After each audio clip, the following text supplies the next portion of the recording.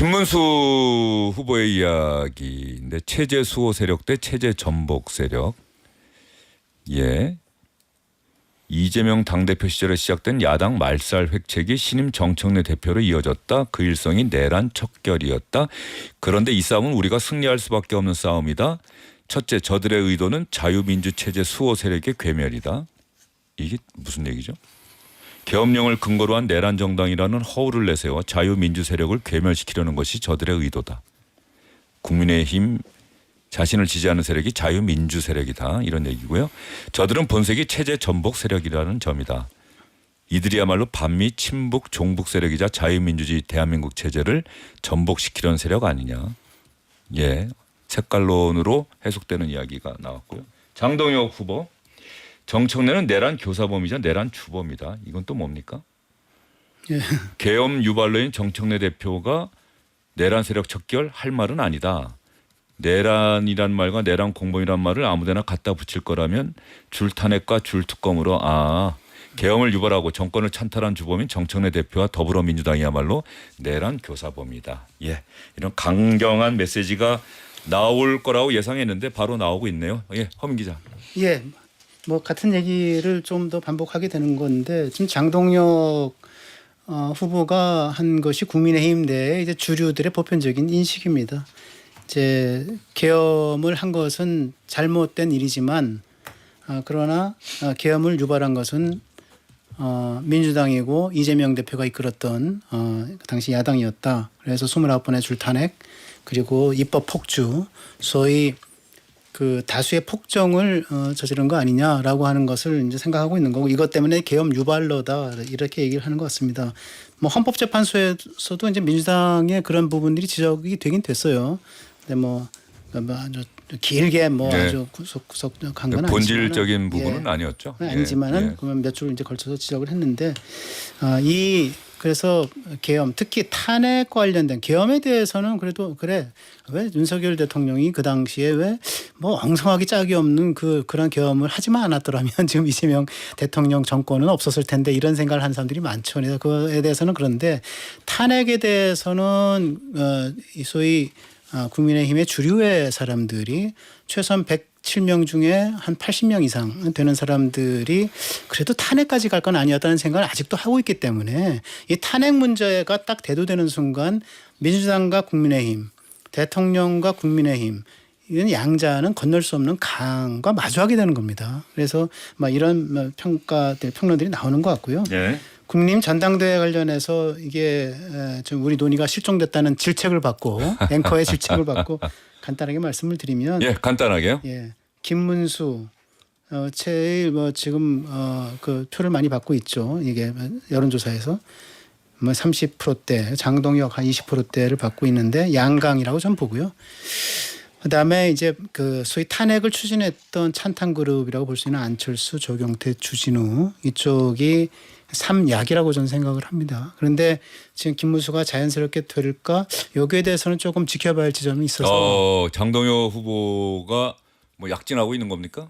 그래도 제가 뭐 몇 가지 이렇게 쭉쭉 해서 일주일 전, 2주일 전에 제가 이렇게 얘기한 거는 대충 그대로 된 제가 이제 돗자리 피는 능력이 좀 있어서 보는데 근데 이거는 제가 장동혁이 뒤집을 이거 결정적으로 성환용 기자와 허민 기자의 생각이 다르네요. 김문수 후보가 무난히 될 것이다라고 이야기를 아마 했는데 같다고 한다면은 반탄그룹 중에서 두 사람 중에 될 거다라고 하는 건 같다고 봐야 되는데 저는 이 소위 김문수 후보가 됐을 때는 그때는 대통령 후보가 이왕이 됐기 때문에 김문수 후보를 중심으로 뭉칠 수밖에 없었지만 김문수 후보가 죄송한 얘기인데 어쨌든 간에 이제 나이도 좀 70대 중반으로 많이 드셨고 그리고 대통령 선거 기간 동안에 캠페인하면서 뭔가 과거의 김문수 파도 미담을 보여줬던 김문수는 있었는데 현재의 김문수는 뭐지?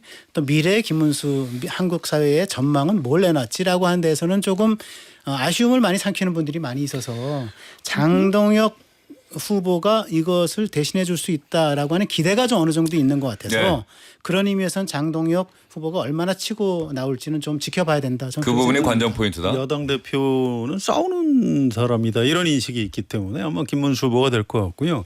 지난 대선에서 41%나 받은 사람입니다. 그걸 장동혁 의원이 쉽게 넘어서기 어려울 거고 또 제가 무슨 지역론자는 아닌데 김문수 이분은 경기지사를 했지만 대구 경북 TK 이른바 TK예요. 그래서 이 국민의힘 안에서 절대 지지를 받는 그쪽이고 장동혁 후보는 이제 충청도 지역구 국회의원입니다. 그래서 여러모로 어떤 신선한 바람 때문에 장동혁 의원에 대한 기대가 좀 있는 건 사실인데 김문수라는 거물 특히 지금처럼 여야가 아주 그 격렬하게 대립하는 상황에서는 장동혁 의원이 역전하기는 어려울 거다 저는 이렇게 봅니다. 어차피 이번 양당의 이번 국민의힘 전당대회는 아마 대표 임기가 뭐 2년일 가능성이 있죠. 2년이죠. 뭐 새롭게 선출하는 2년인데, 거니까. 예. 네, 지방선거가 근데 문제는 있으니까. 네. 내년 6월 지방선거가 민주당이든 국민의힘이든 내년 6월 지방선거가 결정적인 변곡점이 될 것이고 지방선거 결과에 따라서 어느 한쪽의 지도부는 뭐 전면 퇴진할 수밖에 없는 뭐 그런 국면이기 때문에 그건 좀 봐야 될 것 같고 다만 하나 야당 대선에서 패배한 야당에서의 첫 전당대회 대선 후보 그러니까 첫 전당대회 그 직전에 대선에서 패배한 후보가 나오느냐 안 나오느냐 그 다음 전당대회에 나오느냐 안 나오느냐 어쨌든 간에 야당의 대표는 차기 대선까지 염두에 둔 강력한 리더십 야당 입장에서 보면 이런 사람들이 되는 경우가 많았죠. 관리형이나 뭐 이런 사람이 아니라. 근데 김문수 후보가 이번에 된다고 한다면 어쨌든 간에 김문수 후보에게 5년 뒤까지를 기대하는 거라고 볼 수 있는 건지 국민의힘 당원들의 측면이 생각에. 있죠. 예. 그런 측면이 바로 이제 김문수 후보의 1위 수성이 어려울 수도 있다라는 관측을 가져오게 하는 지점이거든요. 그러니까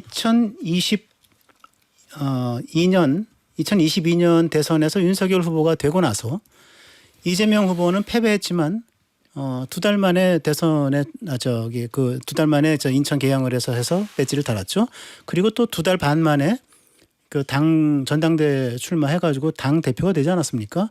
그러니까 지금 패배한 정당의 대선에서 패배한 그 국민의힘의 김문수 후보가 당권에 나오는 것과 상황적으로 보면 비슷해요.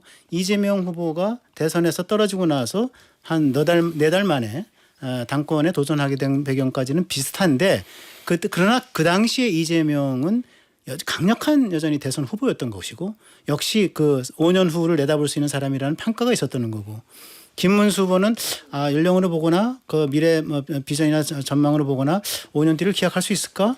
더군다나 내년 지방선거 앞두고는 또 이렇게 될 텐데 이런 것들이 많이 겹치면서 저하게 하는 요인이 된다. 그래서 아까 성 선배 얘기하는 거는 일리가 있어요. 뭐 TK 출신이고 경기지사를 지냈고 그다음에 41%를 얻은 그런 그것 때문에 어떻게 될지는 가봐야 알겠지만 그러나 뭐 또 라이징 스타랄까 라이징 이 세력으로서의 장동혁 의원 제가 듣기로는 저는 뭐 장동혁 의원과 뭐 개인적인 뭐가 있어서 이렇게 얘기하는 건 아닌데 제가 최근에 들은 얘기로는 매일같이 그 총선 지난 대선 끝나고 장동혁 의원 주변에 매일같이 모이는 현역 의원이 15명에서 20명이 된다는 얘기를 들었어요. 그래서 뭘 하자 뭘 해라 이런 식의 정책 메시지를 내는 걸 도와주고 정무적 조언을 한다는 얘기를 듣고 있어서 저 정도면 상당히 심상치 않을 수도 있겠다. 전 그런 생각이 드는 겁니다. 그 국민의힘 대표를 뽑는 게 민심이 아니거든요. 이게 당원들 80%예요. 80대 20인데 네. 예. 그래서 역선택 방지 조항이 있어서 사실상 국민의힘 지지자들이 뽑는 그런 거죠. 겁니다. 그래서 이제 그것도 아마 강성 지지층들이 투표를 꼭 할 거고요.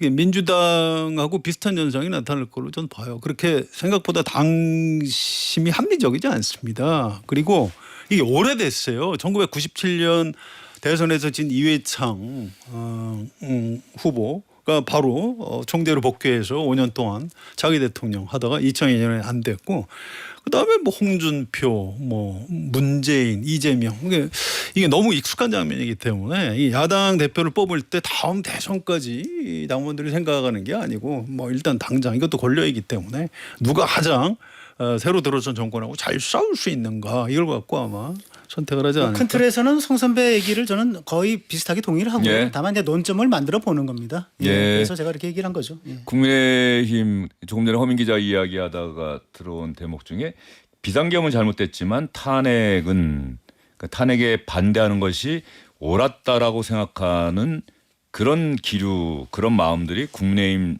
지지하는 사람들의 저변에 있다. 예. 바로 이 부분이 지난 대선 결과를 그대로 갖고 온. 근데 사실 저는 그 이야기 들을 때마다 지난번에 비상계엄 선포하고 나서 탄핵 소추가 될 때까지 한 10하루인가요? 얼마나 많은 사람들이 불안해했는지. 윤석열 당시 대통령이 그때 본인이 막 뭔가 이게 잘못됐다라는 걸 느끼고 막 대국민 사과 그렇게 안 하던 사람이 막 대국민 사과하고 한동훈 대표인가요? 막 불러서 한덕수 총리와 만나서 두 사람이 알아서 해라. 난 완전히 물러날게. 뭐 일정표를 짜면 거기에 맞출게. 근데 그러한 것들을 보면서 국민들이 신뢰하지 못했었고 불안했었는데 이런 어떤 또 국민들 저변의 그 마음과 지금 국민의힘 지지층의 마음의 괴리가 너무 큰 것 같다. 그리고 국민의힘이 자꾸 그런 쪽으로 가버리면 이번에 뭐 내년 지방선거 결과가 어떻게 나올지 모르겠습니다만 국민의힘을 지지하는 당원들은 이재명 정부와 민주당의 뭐 실책, 실정 이런 것들이 있으면은 지난 대선에 41% 플러스 알파가 분명히 내년 지방선거에서 생길 수 있다는 기대는 갖고 있을 텐데 그거는 적극적이라기보다는 결과적으로 늘 상대적인 어떤 어드밴티지를 추구하는 정치가 아닌가 하는 생각이 좀 들어서 제가 한번 말씀드려봤는데 예, 성환영 기자. 예, 아무튼 국민의힘의 재건을 위해서는 뭐 이변이 나타나는 게 좋죠. 사실은 이제 장동혁 의원보다도 지금 워낙 세가 약하긴 하지만 조경태, 안철수 이른바 혁신 윤석열 전 대통령하고 확실히 결별해야 된다. 이런 분이 새로운 대표가 되면 보수 정당 혁신이 이루어지고 국민의힘이 재건할 수 있다고 봅니다. 그런데 저는 이제 어떤 장동혁 의원은 어떤 세대 교체의 의미를 담고 있는지 몰라도 이 얘기하는 걸 보면 김문수 후보보다도 더 좀 친윤스러운 말을 쏟아내고 있어요. 그래서 이제 그 장면을 보고 제가 이게 국민의힘도 굉장히 좀 이 당심이 좀 문제가 있구나 이런 생각을 하는 겁니다. 지금 예를 들어서 여론조사를 해서 윤석열 전 대통령 탄핵한 게 잘한 겁니까 못한 겁니까 하면 국민의힘 당원들도 저는 아니 뭐 다 지나간 일인데 뭐 이렇게 탄핵 찬성이 오히려 더 많을 거라고 생각을 하는데 아직도 이제 그 미련을 좀 못 놓고 있는 당원들이 많이 있고 그래서 이런 그런 당심이 지금 또 관철될 가능성이 높은 것 같아서 좀 굉장히 좀 안타깝습니다. 네, 홍인 기자. 예, 뭐 탄핵당한 정당의 구조적인 문제를 그대로 안고 있다고 생각을 합니다. 예, 그 박근혜 탄핵 2017년도 탄핵되고 나서 뭐 당이 쪼개졌고 대선에서 패했고 대패했고 그리고 또 그 다음에 2007년, 2008년 지방선거에서 총선에서도 대패했고 또 지방선거에서 또 대패한 이걸 그 3연 패를 한 그 기억이 그랬죠. 생생한데 예. 그렇죠. 그래서 이제 소위 말하는 주류 세력 교체 문재인 이런 식의 논의가 이제 뭐 일어나고 했는데 탄핵당한 정당은 이게 탄핵이 옳은 거냐 안 옳은 거냐 해야 되는 거냐 말았어야 되는 거냐 가지고 이 싸우는 과정에서 결국은 혁신이고 개혁이고 모든 논의가 다 보어텍스 소용돌이 좀 사라져 버리는 거죠. 이 구조적인 문제라고 보고요. 그래서 뭐 윤석열 전 대통령과의 관계를 절연해야 되느냐 말아야 되느냐 이런 문제 논의 자체가 다 사라진다고 보는 겁니다. 그래서 강력한 대권 주자의 존부 여부가 사실은 이게 당을 살릴 수 있느냐 사실은 최고의 혁신은 선거에서 이기는 거 아니겠습니까?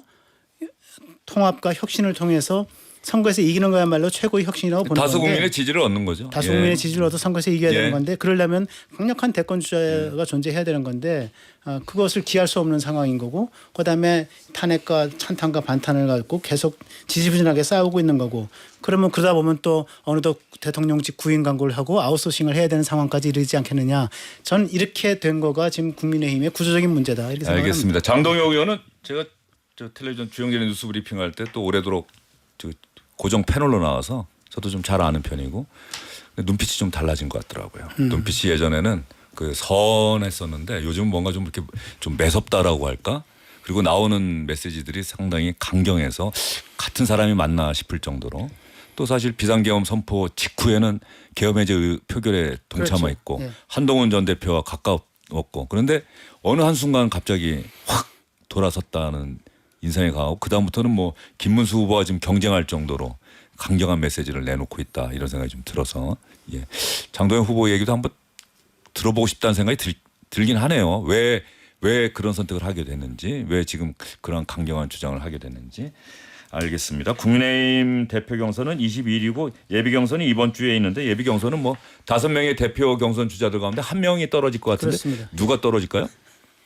뭐 지금으로선 주진우 의원이 제일 약체인 것 같다고 예. 보더라고요. 그렇게 보입니다. 아 그래요? 네. 예, 알겠습니다. 안철수 의원은 그 4명 안에는 들어간다. 들어가죠. 예, 들어간다. 그래도 왜냐하면 안철수인데. 그래도 3위 할 것 같습니다. 일반 국민 50, 당원 그렇습니까? 50이기 때문에 예비 경선에서 예. 5대 5니까요. 알겠습니다. 예, 국민의힘 경선은 8월 22일입니다.